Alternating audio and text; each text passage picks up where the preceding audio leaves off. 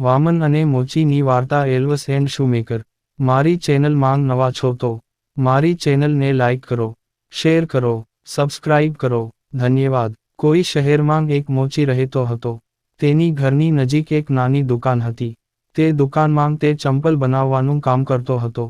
તૈયાર ચંપલ વેચીને મોચીને જે પણ પૈસા મળતા તે તેના પરિવારનું ભરણપોષણ કરતો હતો.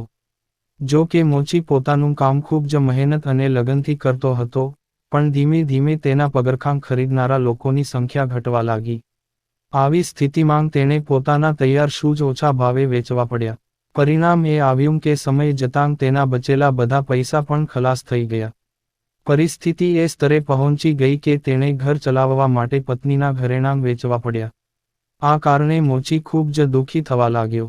તેને ઉદાસ જોઈને મોચીની પત્ની તેને આશ્વાસન આપતી અને કહેતી, ભગવાનમાં શ્રદ્ધા રાખો, બધું સારું થઈ જશે. ભગવાન ચોક્કસપણે આપણને મદદ કરશે. પત્નીની આ વાત સાંભળીને મોચી જુઠ્ઠું હસી પડતો અને પોતાની હાલત વિશે વિચારીને મનમાં ચિંતિત થઈ જતો. એક સમય એવો આવ્યો કે જ્યારે મોચીની દુકાનમાં ચંપલની માત્ર એક જોડી બચી હતી. આ ઉપરાંત તેની પાસે હવે જૂતા બનાવવા માટેની સામગ્રી નહોતી. તે જ સમયે સમસ્યા એ હતી કે કોઈ એક જોડી જૂતા ખરીદવા પણ આવતું ન હતું.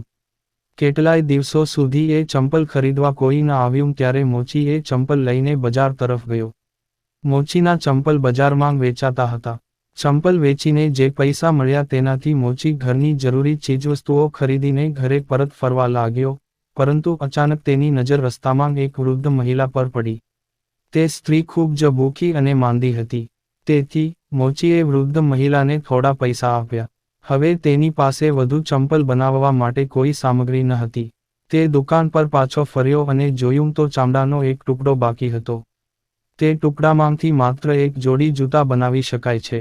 તેથી મોચીએ જૂતાનો ટુકડો કાપી નાખ્યો અને હવે અંધારું થઈ ગયું છે એમ વિચારીને ઘરે ગયો. તે કાલે સવારે જૂતા તૈયાર કરશે. બીજા દિવસે સવારે જ્યારે તે જૂતા બનાવવા દુકાને પહોંચ્યો ત્યારે તેને ચામડાના કાપેલા ટુકડાને બદલે જૂતાની એક જોડી મળી. ચંપલની તે જોડી એટલી સુંદર હતી કે મોચી તેને જોઈને આશ્ચર્યચકિત થઈ ગયો. મોચીએ જોડી ઉપાડી અને તરત જ બજાર તરફ રવાના થયો. તે ચંપલ એટલા સુંદર હતા કે મોચીને તેની સારી કિંમત મળી.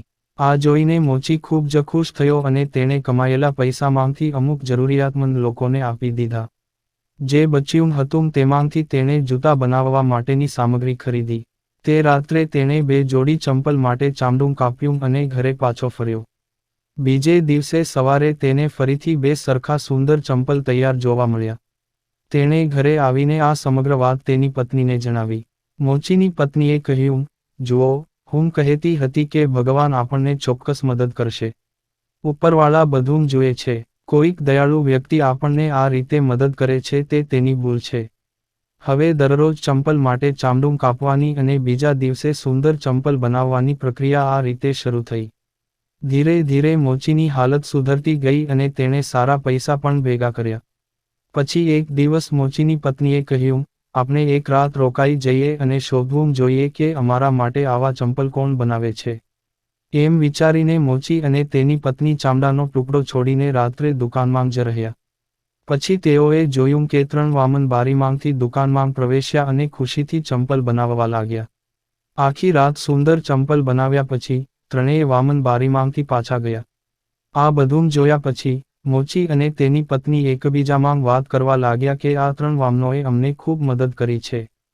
તેથી આપણે પણ તેમના માટે કંઈક કરવું જોઈએ. તેમને કેટલીક ભેટ આપવી જોઈએ. આના પર મોચીએ તેની પત્નીને પૂછ્યું, મને કહો, તેમને શું આપવું જોઈએ જે તેમને ખુશ કરે. આ અંગે પત્ની કહે છે, તમે જોયું છે કે તેના કપડાં અને પગરખાં ઘણા જૂના થઈ ગયા છે. હું તેમના માટે નવા કપડાં સીવડાવું છું. તમે તેમના માટે જૂતા બનાવો.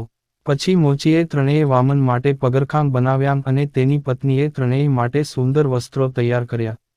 પાછળથી તેઓ તેમને લઈ ગયા અને દુકાનમાં રાખ્યા અને તે રાત્રે તેઓએ તે વામન માટે ચામડાનો ટુકડો છોડ્યો નહીં. રાત્રે જ્યારે 3 વામન દુકાનમાં પ્રવેશ્યા, ત્યારે તેઓ તેમના કદના ચંપલ અને કપડાં શોધીને ખૂબ ખુશ થયા. તેણે પોતાના કપડાં અને ચંપલ પહેર્યા અને ત્યાંથી ખુશ થઈને ચાલ્યો ગયો. તે દિવસ પછી થોડા દિવસો સુધી મોચીએ જોયું કે તેણે કાપેલા ચામડાના ટુકડા તે જ જગ્યાએ પડ્યા હતા. મોચી સમજી ગયો કે હવે વામન તેની મદદ કરવા ત્યાં નહીં આવે.